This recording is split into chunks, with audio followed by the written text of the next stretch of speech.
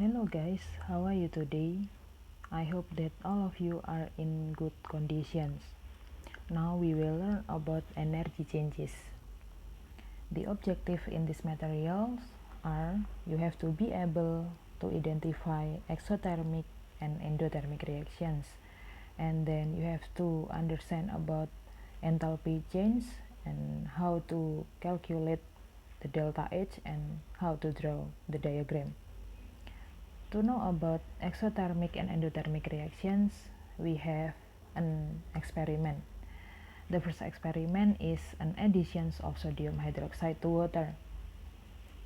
When sodium hydroxide pellets are added to water and then we mix it, so we can record the temperature of water before and after adding sodium hydroxide. And then the second experiment is an addition of ammonium chloride crystal to water. We can also mix the mixture, and then after that we can record the temperature of water before and after adding ammonium chloride. So this is the result of both experiments.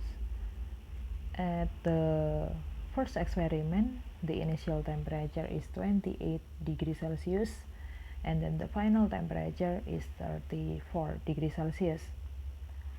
And for the experiment 2, the initial temperature is 28 degrees Celsius, and the final temperature is 22 degrees Celsius.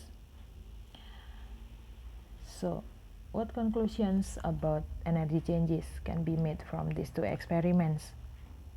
In experiment 1, heat energy was given out when the solid dissolved in water.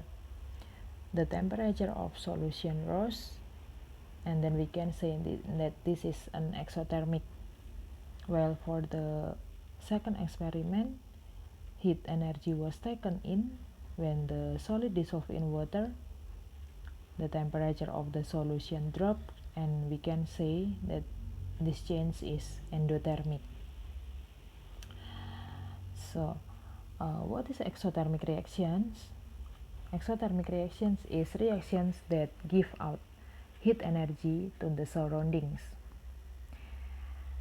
And the characteristic of exothermic reactions are heat is liberated and is transferred from the chemicals to the surrounding, and the temperature of the reaction mixture rises, the container feels warm. This is the graph of temperature change in an exothermic reactions. At the first, the temperature of the reaction mixture rises until the highest temperature it reach. And when the reaction is completed, the temperature of the reactions mixtures falls until it reaches room temperature.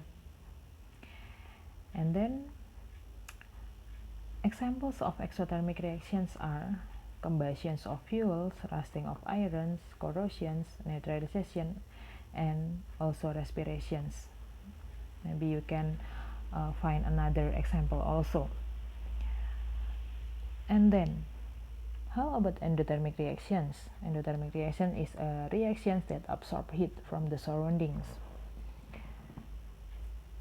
And the characteristics of endothermic reactions are heat is absorbed and is transferred from the surroundings to the reactants, and the temperature of the reaction mixture falls, so it will cool. This is the graph of temperature change in an endothermic reactions. At the first, temperature of the reactions mixture falls until the lowest temperature is reaches. When the reaction is completed, the temperature of the reaction mixture rises until it reaches room temperature. And examples of endothermic reactions are photosynthesis, actions of light on silver bromide in photographic film, and thermal decompositions. You can also see another example. Next is heat changes in reactions. What is heat change or enthalpy change? This is the amount of energy involved in reactions. It is measured in kilojoule or kg, and represented by the symbol delta H.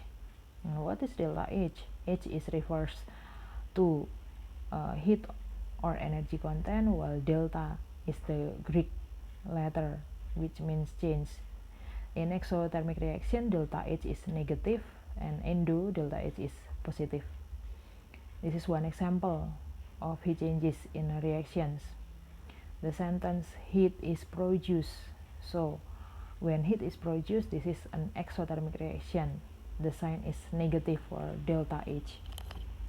And this is an energy level diagram between reactants and products. You can see the line and the arrow. The arrow is going down and the sign is negative. So exothermic reactions is related to heat. Heat is given out, and it means that the total energy of the products is less than that of the reactants. While for endothermic reactions between reactants and product, we can see the line and the arrow. The arrow is going up, and then the sign of delta H is positive. Yeah, this one, the difference between the energy level of the product is equal to the amount of energy given out. And then the next example is when hydrochloric acid reacts with sodium hydroxide, and delta H has a negative sign, so it is an exothermic reaction. Next, what causes energy changes in chemical reactions?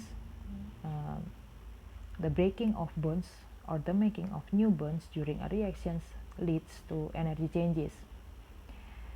When bonds between atoms are broken, heat energy is absorbed, while when bonds are formed between atoms, heat energy is given out.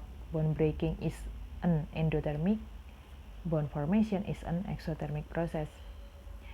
Delta H bond breaking less than delta H bond making, it is exo, while delta H bond breaking more than delta H bond making is endo.